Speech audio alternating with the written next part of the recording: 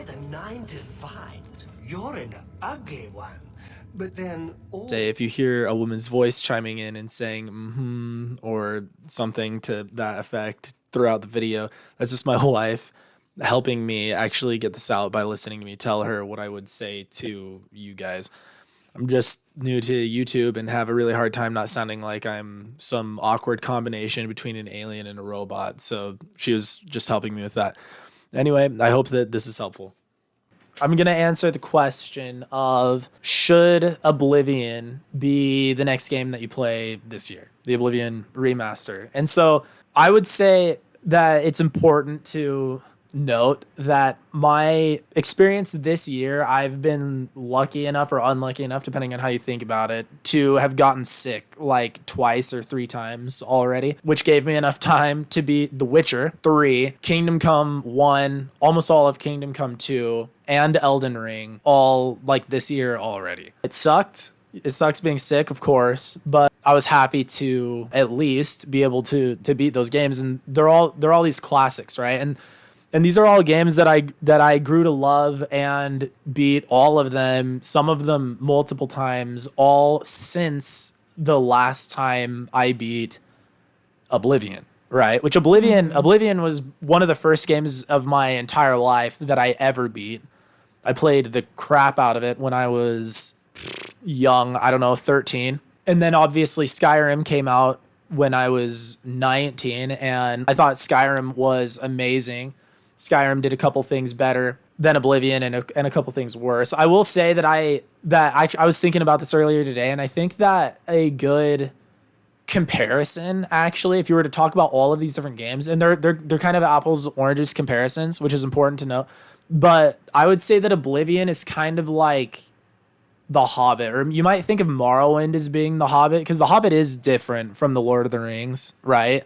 And Oblivion and Skyrim are a little more similar than Morrowind, right? But if Morrowind was The Hobbit, then Oblivion is like, you know, the Fellowship of the Ring or the Two Towers. Skyrim is Return of the King. And then I would say that like The Witcher would be more comparable to like Game of Thrones, right? And that's certainly the case from a tone standpoint. But I would also say that I would compare Elden Ring kind of like The Witcher to Game of Thrones. All of these games obviously have their own strengths and weaknesses. And on the note of strengths and weaknesses, the ex-CEO of Blizzard is named Mike Ybarra. Okay. And he made a quote that said, you know, I'm skeptical of 20-year-old video game remasters. I just don't think that they'll hold up today.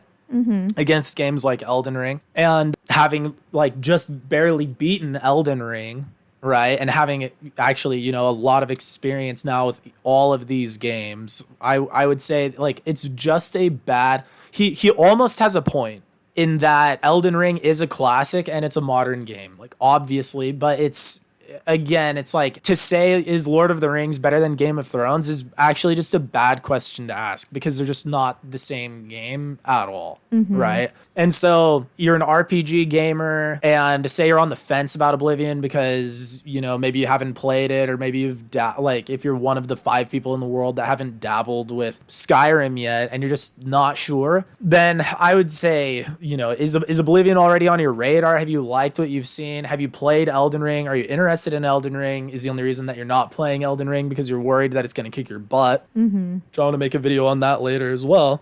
Because if you want a very good gameplay experience, like have you played Kingdom Come Deliverance 2 yet? If you want a very good gameplay experience that is modern and that has good graphics, and honestly in the case of Kingdom Come Deliverance 2 and maybe kind of Elden Ring, I would say just honestly still have better graphics and certainly better performance than Oblivion, I would not pick Oblivion Remastered next, right? I would, if you were like, again, Elden Ring is the most askew comparison because it's not really an RPG. I would say you're kind of painting with broad strokes. Like you can make the argument, it's clearly not the same as the other games in this genre. Same with The Witcher. Like I would say if you want really good storyline, if you want a game that has super good storyline and you're okay with being kind of railroaded, like you're just on a track and you're going to follow that all the way through, and story really matters, I would go with The Witcher. You want fantasy, those things, Witcher, super good game. I highly recommend it. If you've already played The Witcher, yeah, Oblivion is going to be a great one to move on to at this point. I imagine that at this point, Oblivion will have longer legs. Oblivion Remaster will have longer legs if they include mod support than Skyrim. So there's that. I think, Oblivion's a great place to start. It comes before Skyrim anyway. So it's not like, you're going to miss references because you missed Skyrim if that was the case. If you don't care about story and you want really good gameplay, and again, the thing that you're worried about is getting your butt kicked, I would actually play Elden Ring, because I think Elden Ring is an amazing game. The combat is hand over fist better than Oblivion, period. Really. Like, Oblivion just doesn't have good, fun, or compelling combat.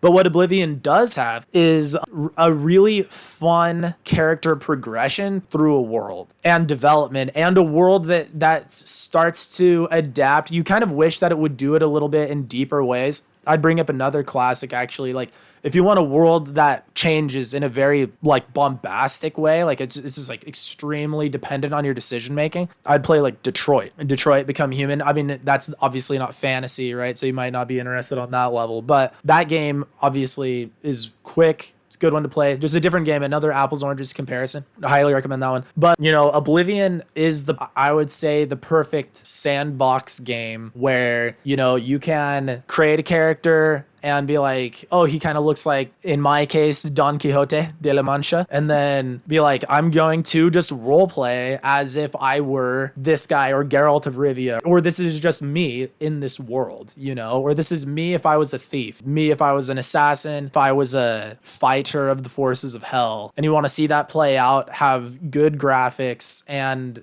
like an okay but dated actual gameplay experience, then yeah, I would recommend, Oblivion.